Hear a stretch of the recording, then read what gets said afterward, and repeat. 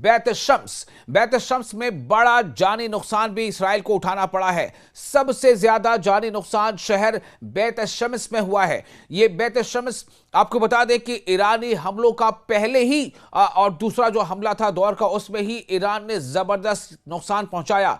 ईरानी अवाम और दुनिया भी ये जानकर हैरान है कि आखिर इसराइल के दिफाई निजाम को क्या हो गया है। क्या हो गया इसराइल का थर्ड सिस्टम, क्या हो गया इसराइल का एरो सिस्टम, और क्या हो गया इसराइल के आयरन डोम को। चूंकि आयरन डोम को भी लगातार धोखा देते हुए, उसे डॉज करते हुए ईरान के मिसाइल, ईरान के ड्रोन्स लगातार अपने अहदाफ को, अपने टारगेट को हिट कर रहे हैं। और इसराइल के लोगों में इस कदर बेचैनी है कि मज़ाफाती इलाके में कई खानदान, कई परिवार वो अपने घरों को छोड़कर वहां से भाग गए हैं।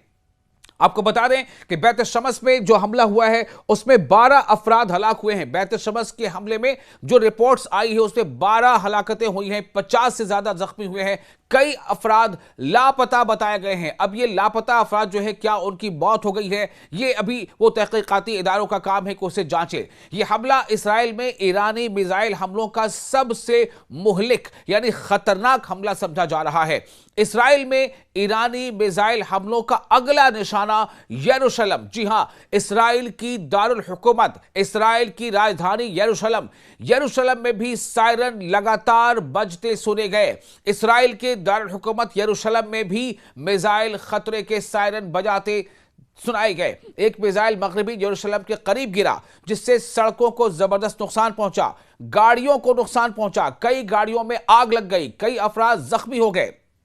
तो यरूशलेम भी लगातार ईरानी हमले के निशाने पर है। और ईरान के कई जो मिलिट्री जो ओहदेदार हैं, उन्होंने इस बारे में बावर कराया है कि इसराइलियों को यह वार्निंग दी जाती है कि वक्त रहते वो अपने घरों को खाली कर दें, क्योंकि आने वाले दिनों में इसराइल सिवाय एक खंडहर के और कुछ भी नहीं रहेगा। जी हां, ऐसे कई मिलिट्री ओहदेदार हैं जिन्होंने ये वार्निंग दी है। और आपको ये बता दें कि जब रात होती है तो आसमान पर, यानी इसराइल के आसमान पर, चाहे वो हाइफा शहर हो, चाहे वो तेल अवीव हो, या वो बैत शम्स हो, या वो यरूशलेम हो, रात में जब लोग ऊपर देखते हैं ना आसमानों में, तो तारे नहीं बल्कि मिसाइल की रोशनी नजर आती है।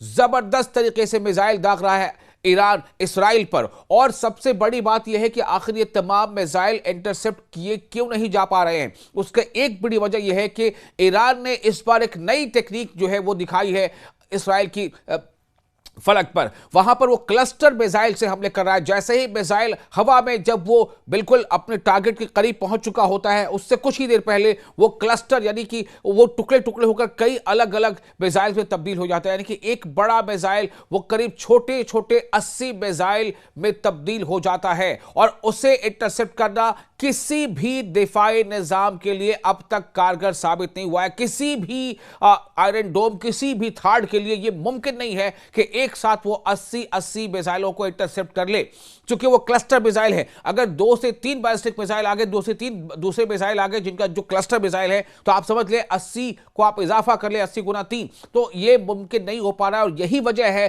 कि पूरा जो आसमान है, पूरी फलक जो है वो, चाहे यरूशलेम की हो या तेल अवीव की हो, वो तारों से कम, और इजरायली आसमान वो ईरानी मिसाइलों से ज्यादा रोशन हो जाता है। आपको ये बता दें कि इसराइल में खौफ और हंगामी सूरत हाल लगातार बनी हुई है। और हमलों के बाद इसराइल में मुल्क भर में इमरजेंसी नाफिज कर दी गई है। शहरियों को बंकर्स में जाने की हिदायत दी गई है। बाज़ाब्ता शहरियों के मोबाइल पर पहले से अलर्ट आने लगता है कि कुछ खतरा सामने आ रहा है। अलर्ट के बाद फिर सायरन बजने लगते हैं। मजबूरी होती है उन वहां पर इसराइल में रह रहे लोगों की, यहूदियों की, कि वो किसी करीबी शेल्टर में या बंकर, जो वहां पर बंकर्स बने हैं, वहां जाकर छुपे। हालांकि आपको बता दें कि बैत शम्स में जो हमला हुआ था ईरानी ड्रोन्स का, ईरानी मिसाइल का, उस हमले में 12 लोग की जानें गई थी और कई अब भी लापता बताए जा रहे हैं। हो सकता है कि ये जो तादाद है वो कहीं ज्यादा बढ़कर हो। तो ये जो हलाकतें हुई थी, ये उन्हीं लोगों की हुई थी जो शेल्टर्स में रह रहे थे, जिन्होंने बंकर्स में पनाह ले रखा था, उन्हीं की मौत हुई थी। तो इसका मतलब यह हुआ कि कुछ मिसाइल ईरान ने इतने ताकतवर भी दागे हैं, जो बंकर्स या जो शेल्टर्स बनाए गए हैं लोगों के लिए, वो भी उन्हें बचा नहीं पा रहे हैं। तो आर्जी तौर पर बंद कर दी गई है तमाम तरह की ऐसी जो सरगर्मियां हैं। इसराइल के कई म्यूजियम और सकाफती मराकज भी बंद कर दिए गए हैं। जी हां, इसराइल के कई म्यूजियम और सकाफती मराकज भी बंद कर दिए गए हैं इन हमलों के मद्देनजर।